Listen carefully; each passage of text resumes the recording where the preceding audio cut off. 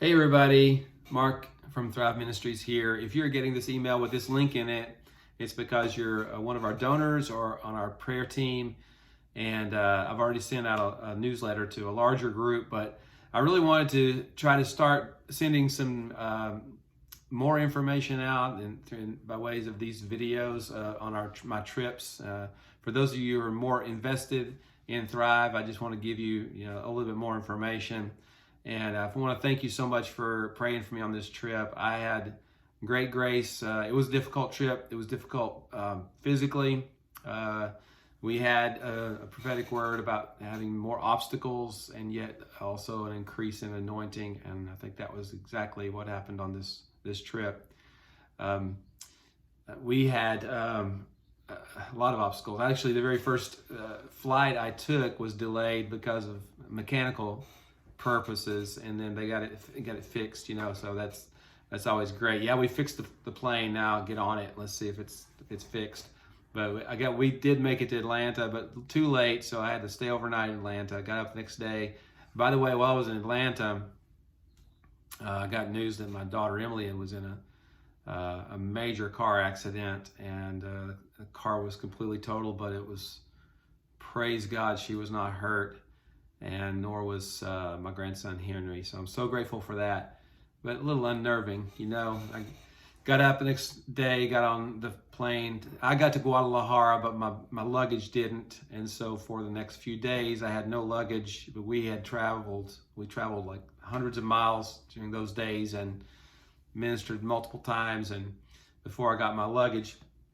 So I got off the plane in no luggage into the van, and we went on a journey up to, it was supposed to be maybe 6 or 7 hours, up to a place called Rincon de Romos, which is I'll mention a few times in this little video. This is our team here. Some of you know Jeff Oakes, and some of you, of course, you know me. But then this is Pastor Octavio here in the middle, and Pastor Octavio is almost 70 years old. He's kind of a father to those many of the pastors in that region. He's our main contact for our Thrive team there. And this is also Salvador. He's our interpreter and our driver and fixer of wrong things. And so anyway, here we are on the side of the road, and we broke down 3 times here. Literally had to be, the third time was just dead. We had to be put up on a wrecker. We're in the van on the top of a flatbed wrecker, being pulled into the right up to the curb of the church, and where the church had been waiting for 3 hours for us. It started at 6. We got there at 9 or a little after. And this is the church in Rincon de Romos. They had waited, and we had a service there after that. And this is the pastor and his wife, Pastor Felipe and Luz, and I'd mentioned them in my newsletter. This was the 10th anniversary. Actually, not this trip. We had 3 trips to Rincon de Romos, actually, but this is, we went back up later the weekend, and I was ministering at the 10th anniversary service, just a celebration for them. And I had asked, them at their table in their kitchen, what, 10 years, wow, thank you for your service, but what's the hardest thing in ministry for these 10 years? What's your greatest challenge? And he said, like immediately, he said, being alone. Just feeling alone, not connected, not having people to encourage me, to come alongside me to help. And so it's a big part of what this trip was. Many of the breakdowns were, kind of centered around Rincon de Romos, and which meant we got some extra time to minister and encourage Pastor Felipe and his wife and family there, which was great, a super blessing there. This is some of the kind of the countryside there and what we were driving through. Lots of volcanoes and mountainous region, not active ones, but this is agave fields. This is where tequila comes from. And then this is the house that Jeff and I stayed there when we were in Zamora. This is the house of Pastor Octavio. There's a little tienda, a little shop there that his daughter runs right outside, and then the door that goes in just the other side of this shop. It goes into the actual first floor is all the church building. So the church is in this house, in this building. They live on the second floor. I stayed on the second floor there in a room. And then his family also lives up on the roof. There's some rooms built on the rooftop there. So this is where we stayed there. It's Pastor Octavio and his wife, Mommy Rosie.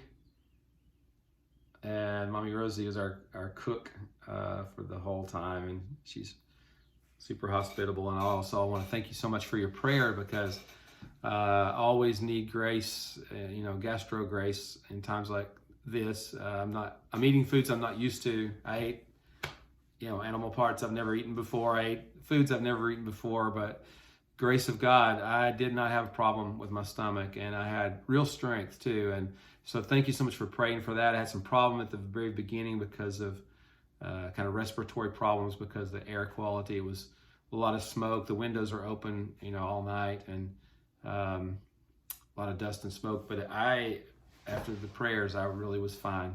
So I'm so grateful. Thank you so much for that.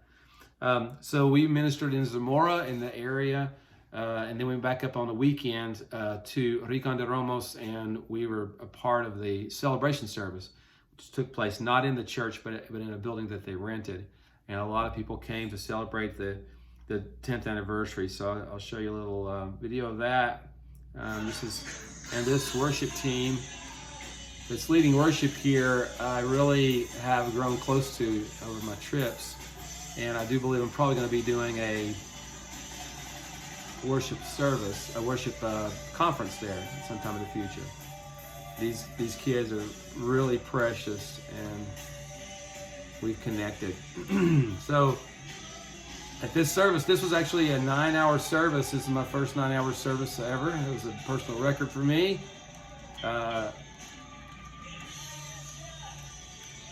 So a lot of worship sets, a lot of preaching. I was the main speaker there. It was a wedding and like a dinner, a meal. It was a long service. It was a celebration, right?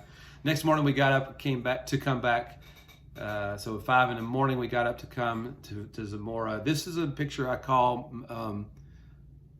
Sunrise in Mexico, because we got a little bit out of the town and broke down. Had to go back to Rincon de Romos. Was able to minister to the pastor and his wife a little more while our car was getting fixed. And in the evening, at 5 p.m, we left.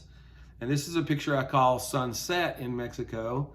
This looks a whole lot like a sunrise in Mexico, because we broke down on the side of the road. Broke down. Had to get two Ubers to take us 3 hours to our home, while the pastor Felipe came and got the other two men and went back to fix the car. It's just so crazy. And then the next night, or 2 nights after that, I was in a church that I really connected with a couple of years ago, or last year when I was there. Young church, a lot of young people, and young worship team. And I want to tell you a story there. See this guy in the white playing keyboards. I got to tell you a story about him. I had never been so sure about what I'm supposed to minister in a church. The Lord really spoke to me to speak on worship. And you can see they're worshipers. But he gave me a word for this church about them having a worship in their DNA, and about a roar of worship that's going to come out of this church, out of the walls, onto the streets, and many will see and fear and put their trust in the Lord. Now, this is not their church building. They actually rented this building because I was coming to speak at a special service. But 2 days later, 3 days later, they did an outdoor evangelistic project, and they were giving away tacos. They had tents set up. They had the band. The band was out there worshiping, and about a couple of dozen people came to the Lord on the streets. So that was great news. But the brother in the white shirt, the Lord gave me, had me pray for him and gave me a word for him about that he would be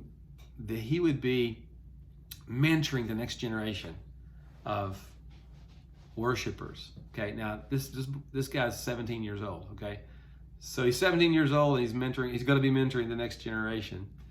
And then I had not even really realized it, but over in the one part of the church, there's these kids, 9, 10, 11-year-old kids that were really worshipers, and they got up on the instruments at the end of the service and began to worship, and it was amazing. So here's the next generation. Here are the kids that are going to be the next generation of worship leaders, and I love that. I love generations, and I love to see new generations coming up. So that was just really blessing.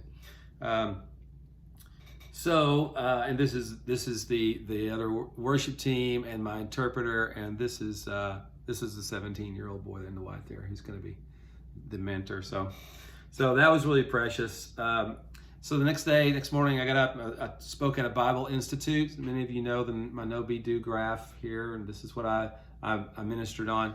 Well, Pastor Felipe was there in Zamora because the car was dead. He brought Salvador and Octavio back to Zamora. So in Zamora, I taught, and he said, I've got to have this, and my church has got to hear this. And so we weren't planning to go back to Rincon de Romos, but we did. We went back up.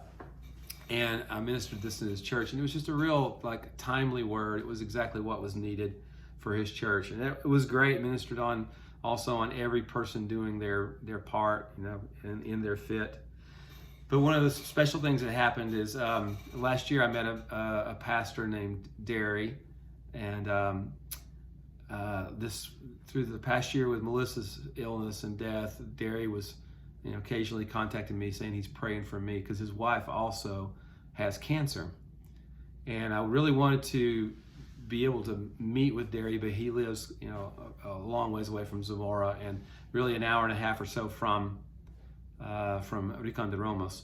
But the first 2 times we went there, I couldn't connect with Derry, but the third time we did, I actually went to their house.